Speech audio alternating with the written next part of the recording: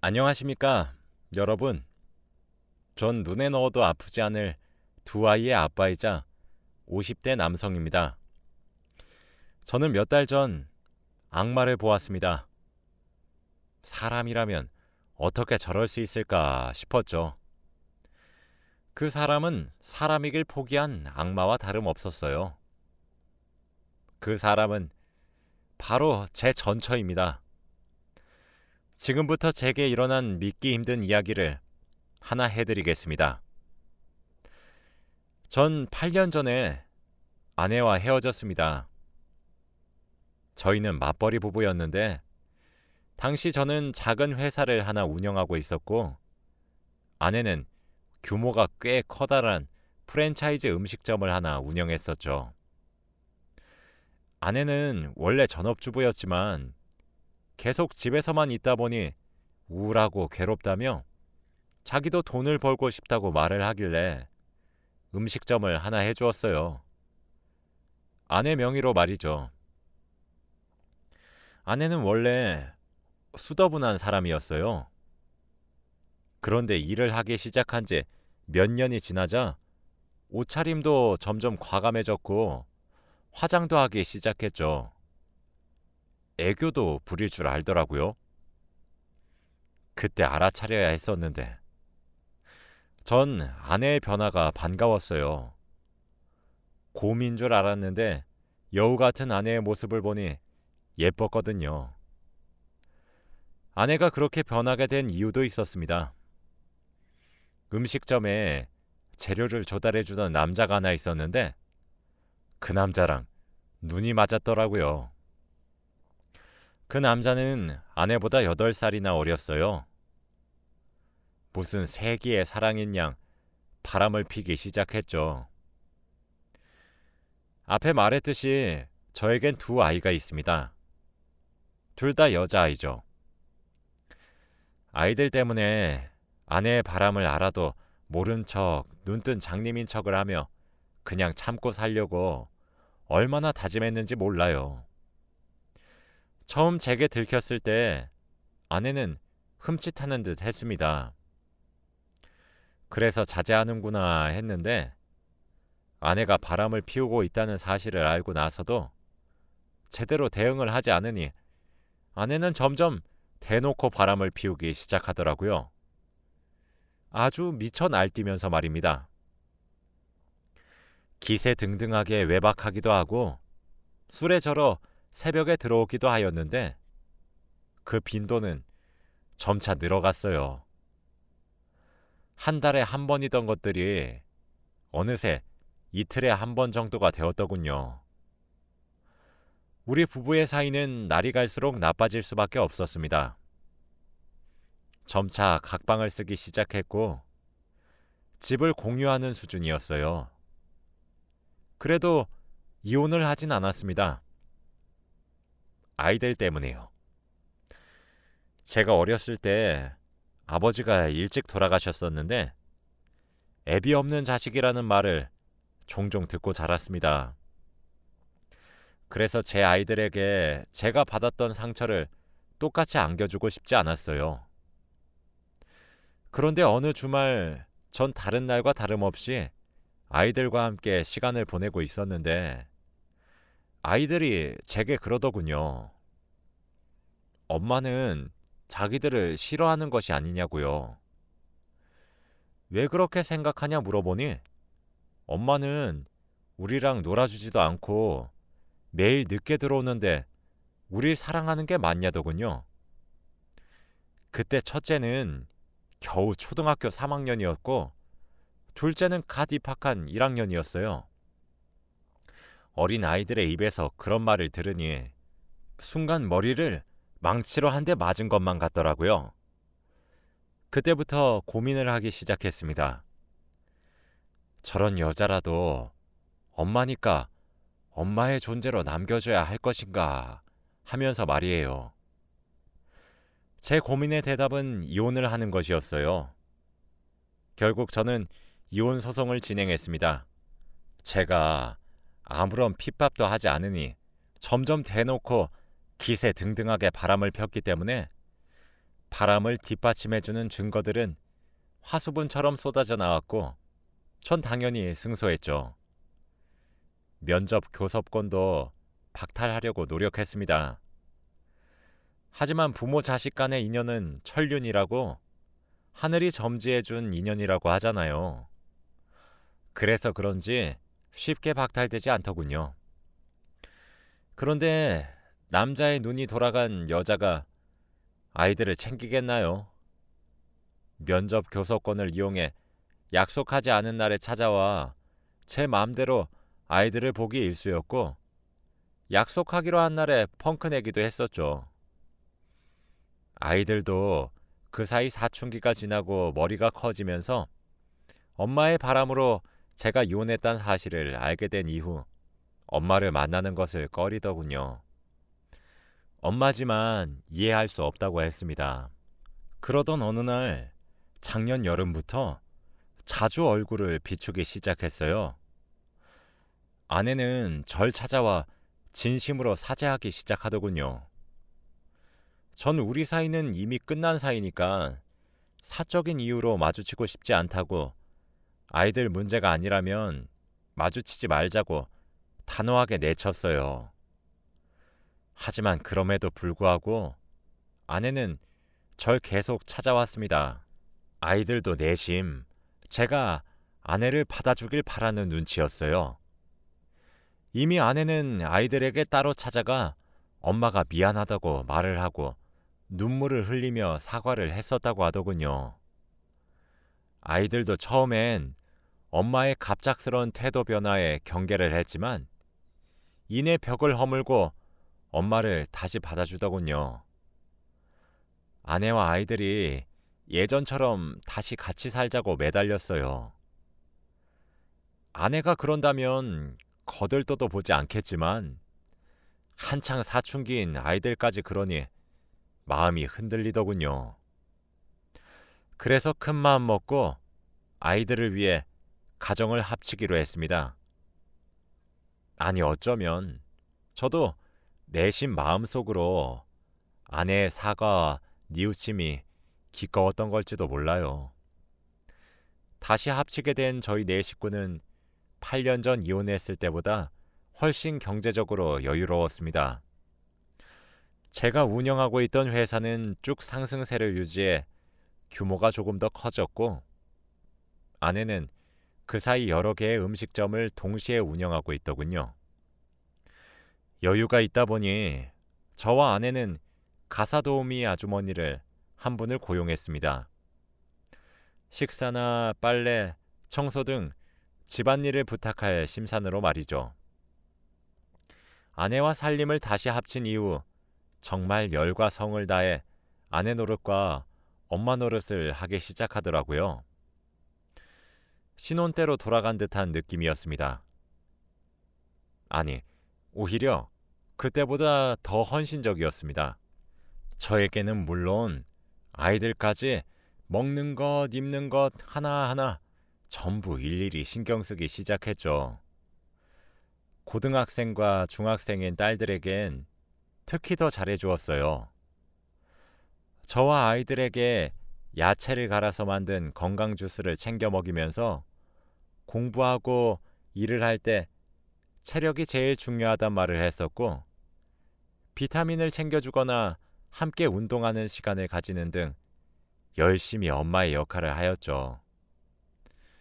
아내는 다시 살림을 합치고 난 이후부터 건강 문제에 집착하는 것 같았지만 전 정말 아내가 진심으로 뉘우쳤다고 생각했어요. 하지만 그건 제 착각이었습니다. 그렇게 속아놓고 또 속은 제가 그렇게 멍청할 수가 없어요. 아내는 큰딸의 건강에 유독 예민했습니다. 큰딸도 다이어트니 뭐니 하며 건강해지는데 온 힘을 다하는 듯한 느낌이었죠. 큰딸이 제일 좋아하는 음식 중 하나인 치킨도 마다하더라고요. 어느샌가 큰딸의 볼이 홀쭉해진 것을 보았을 때 이건 보통 일이 아니다 싶었습니다. 전 큰딸에게 이제 곧 수험생인데 공부도 먹으면서 해야 잘할 수 있다고 지금 살이 조금 쪄도 대학 가면 다 빠진다며 이것저것 챙겨 먹이려고 했어요. 제 걱정은 태산 같았죠. 그런데 아내는 옆에서 원래 여자들에게 다이어트는 숙명과도 같다고 저보고 오히려 유난 좀 떨지 말라고 꾸짖더라고요. 제가 말렸는데도 들어먹질 않으니 별 수가 있나요? 몸 상하는 건 하지 말라고 주의만 주고 그런가 보다 하고 넘겼습니다. 그러고 나서 며칠 지나지 않아 제가 타고 다니던 자동차는 타이어가 펑크가 나서 수리를 맡기게 되었어요. 이왕 수리를 맡긴 김에 부품도 교체해야겠다 싶어 그것까지 요청했었죠.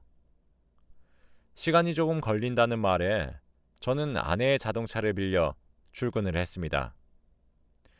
제 회사는 차로 이동을 해야 했고 아내는 대중교통으로도 출퇴근이 괜찮았거든요. 아내의 차를 사용한 지 사흘 정도 되었던 날이었어요. 조수석으로 손을 뻗어 가방에서 울리는 전화를 찾기 위해 한 손으로는 운전을 했고 한 손으로는 휴대폰을 찾아 꺼냈죠. 그 순간이었어요. 제가 잠시 눈을 뗀 사이에 전 사고가 났습니다. 반대편에서 졸음 운전으로 제가 가고 있는 차도를 덮친 것이었습니다. 그러다 저와 사고가 난 것이죠. 상대 측의 과실이 컸기에 증명하기 위해서 아내의 자동차에 달린 블랙박스 파일을 제출해야 했습니다. 그런데 영상을 한번 확인이나 해보고 보내야지 하는 가벼운 마음으로 블랙박스 판도라 상자를 열었어요. 그런데 재생되는 영상 속에서 저는 소름 끼치는 사실을 하나 알게 되었습니다. 제가 사고가 나기 하루 전날이 주말이었는데 아내가 잠시 차를 썼었던 적이 있었어요. 제게 요한 마트에 잠시 들렸다 오겠다 말을 하고 말이죠. 그런데 아내는 마트에 가질 않고 그때 만나고 있었던 남자를 찾아갔더군요. 영상 속에는 그 둘의 대화가 담겨 있었습니다. 언제까지 우리 이렇게 살 거야? 라는 그놈의 애교 어린 말에 아내는 미안하다고 말을 하며 나한테 당신밖에 없는 건 잘 알잖아. 라고 하더군요. 외롭다는 남자의 말에 꼭 안아주었죠. 그러면서 덧붙이기를 나 그 사람이랑 같은 식탁에 앉아 얼굴 보면서 밥을 먹는 것도 너무 고문이야. 그럴 때마다 당신이 얼마나 보고 싶고 그리운지 당신이 알아? 우리가 함께 살려면 이 정도는 감수를 해야 돼. 나 정말 당신 하나 보고 이렇게 고생하는 거야. 내 맘 알지? 조금만 더 기다려줘. 하며 어르고 달래는 아내를 보니 참 별별 생각이 다 들더라고요. 그리고 애 아빠가 가족이라면 끔찍히 생각하는 사람이라서 진짜 이렇게까지 할 수밖에 없어. 내가 들어와서 애들한테 헌신하고 그러는 모습을 봐야 진정성이 있잖아. 원래 사기도 치려면 그 역할에 빙의해야 하는 거야. 알았지? 라는데 진짜 기가 막히더군요. 저는 생각보다 큰 사고임에도 불구하고 큰 상처가 따로 없어 며칠 후 집으로 잘 퇴원할 수 있었어요. 오자마자 아내의 캐리어를 열어 짐을 간단하게 싸고 있었습니다. 쫓아낼 생각이었고 아내도 할 말이 없겠지 싶었거든요. 그런데 옷장 깊숙한 곳에서 웬 종이봉투를 하나 발견하게 되었습니다. 그 종이봉투 안속에는 간이식 안내서랑 적합성 검사 종이가 들어있더군요. 그곳엔 우리 큰딸의 이름이 적혀 있었습니다. 와, 정말 설마 싶었어요. 저는 큰딸에게 연락했죠. 밖에서 따로 큰딸과 만나기로 약속했고, 아내의 짐은 쌌던 걸 다시 풀고 일단 아무런 일도 없는 척했어요. 일단 큰딸에게 자초지종을 들어봐야 했습니다. 그리고 밖에서 큰딸을 만나서 이야기를 들은 저는 진짜 하늘이 무너지는 것만 같았어요. 알고 보니 아내는 간질환으로 간이식이 절실한 상황이었다고 합니다. 큰딸이 말하기를 언젠가부터 엄마가 자신과 동생을 만나러 꼬박꼬박 찾아왔다고 해요.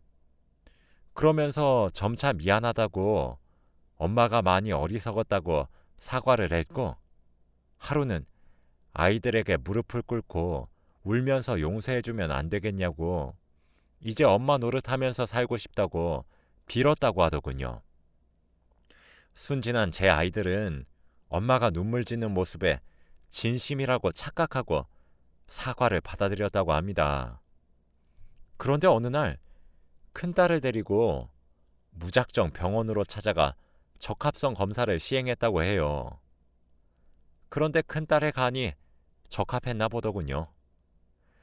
그러면서 큰딸에게 부탁을 가장한 협박을 하기 시작했어요. 너 나에게 간을 기증해주지 않으면 우리 가정은 다시 산산조각이 날 것이다. 그건 다 너 때문이다.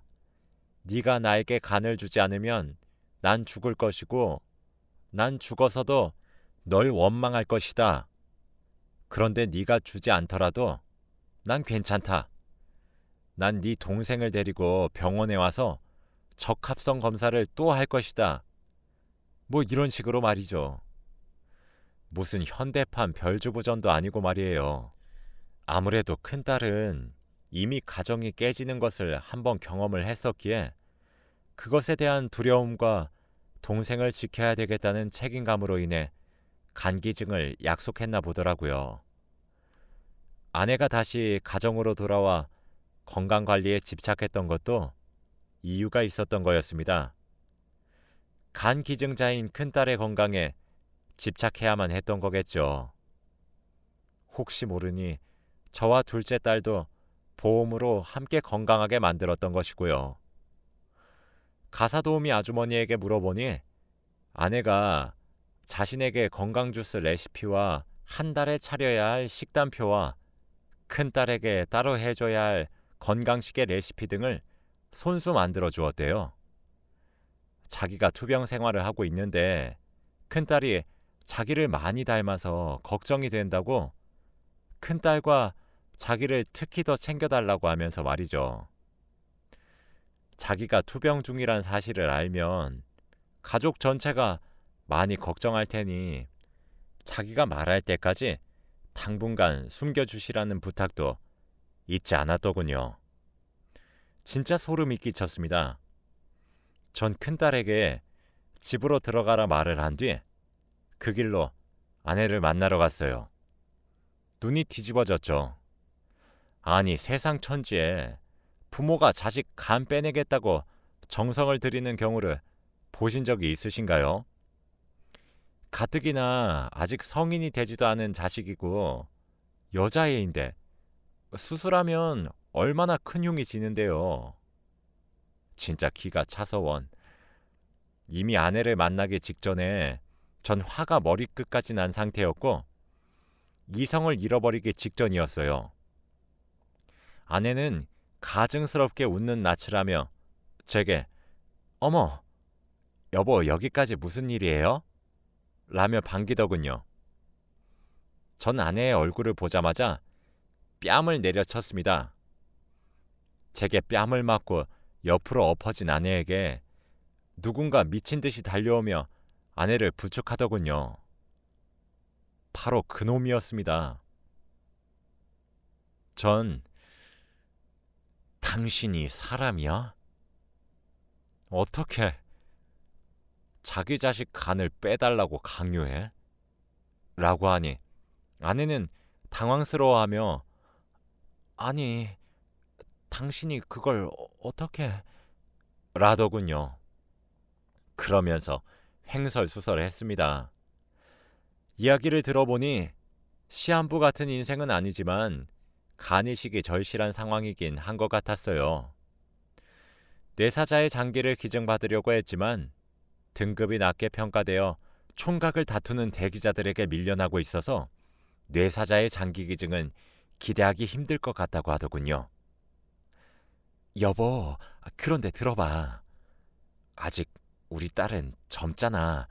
젊으면 회복이 더 빠르대. 그리고 어차피 간은 다시 자라잖아. 우리 딸은 괜찮을 거야. 응? 이러는데 진짜 화가 미친 듯이 나더군요. 전 그 두 사람을 노려보며 아니, 그럼 당신은 저놈한테 간을 달라고 하지. 왜 멀쩡한 애들을 건드려? 사람이 정도란 게 있는 거야. 애들이 한창 엄마 사랑 구걸했을 때 남자의 눈이 멀어 가정을 파탄냈으면 적어도 뻔뻔하게 나오진 말아야 될 것 아니야. 만약에 애한테 후유증이 오면 그래서 평생 약을 달고 사는 인생이 돼버리면 어쩔 거냐고. 당신은 당신 인생만 중요해? 그깟 알량한 사랑하겠다고 가족을 등져놓고 뭐? 간을 달라고? 사람 가죽 뒤집어 쓴 악마 같은 여자야. 라고 소리쳤죠. 그런데 갑자기 그놈이 제게 무릎을 꿇더군요. 저도 제 간을 주고 싶어요. 저도 적합성 검사를 했고 누나네 친정 식구들도 전부 적합성 검사를 했어요. 그런데 저희 모두 적합하지 않다는 결과를 받았단 말이에요. 정말 어쩔 수가 없었다고요. 라며 아내를 좀 살려달라 빌더군요. 들어보니 아내는 청천벽력처럼 그런 결과를 받고 삶의 의욕을 잃어갈 즈음 저희 딸들이 생각났다고 합니다. 둘째는 너무 어리고 첫째는 조금 있으면 성인이 되기도 하고 그래서 믿져야 본전으로 애들에게 사과하면서 달랜 후 첫째를 데리고 무작정 병원으로 가서 적합성 검사를 했는데 큰딸의 간은 적합성 검사를 통과했던 거였죠. 아내도 같이 무릎을 꿇고 제게 빌기 시작했어요. 저는 난 절대 허락 못해. 두 번 다시 내 새끼들 건들 생각하지 마. 이번엔 당신 뺨 한 대로 끝내겠는데 다음에 걸리면 뼈도 못 추릴 줄 알아. 그러게 행실을 곱게 하지 그랬어. 당신 천벌 받은 거잖아. 안 그래? 살림만 합치길 천만 다행이지. 당신은 몸만 나가면 될 것 아니야. 내일 문 앞에 당신 물건 다 내놓을 테니까 가져가. 내일 가져가지 않으면 싹 다 갖다 버릴 거니까. 라고 화를 낸 후 집으로 돌아왔어요. 아내는 그 와중에도 제게 그럼 당신 간이라도 나한테 주던가 라고 소리치며 바닥에 주저앉아 통곡하더군요. 저는 집으로 곧장 돌아와 아이들을 거실에 불러 앉혔어요. 그리고 아이들의 얼굴을 하나씩 쳐다봤죠. 이제 고등학생과 중학생인 아이들의 얼굴을 보니 진실을 얘기해도 괜찮을지 걱정이 앞서더군요. 하지만 제가 모르게 아내가 수작을 부릴 가능성이 있었던 것이 제게도 큰 충격이었던 터라 모든 것을 솔직하게 이야기하기로 했습니다. 큰딸은 아내가 자신의 간을 노렸다는 사실을 알고 있었지만 아내의 사과와 미안함이 그래도 자신들을 위한 사랑이었다 생각했는데 그런 것들이 아니었다는 사실에 커다란 충격을 받았고 자기를 정말 장기 기증용으로 이용했다는 사실에 큰 상처를 받았어요. 둘째 딸은 자신의 언니가 가족의 평화를 위해 희생했다는 사실과 엄마의 모든 행동들이 거짓된 행동이었다는 것에 충격과 상처를 받았죠. 그 와중에도 제 아이들은 제게 아빠는 괜찮아 라며 묻더라고요. 그 질문에 참고 참았던 눈물이 펑펑 쏟아졌습니다. 어쩌면 제가 가장 큰 상처를 받았던 것 같기도 해요. 아이들에게 엄마를 빼앗았다는 죄책감이 항상 있었고 제가 아이들과 성별이 달랐기에 여자 어른으로서의 역할을 해주진 못했으니까요. 가족이 깨어졌다는 죄책감도 상당해서 아내가 사과와 함께 가정으로 돌아왔을 때 누구보다 제가 제일 기뻐했었던 것 같습니다.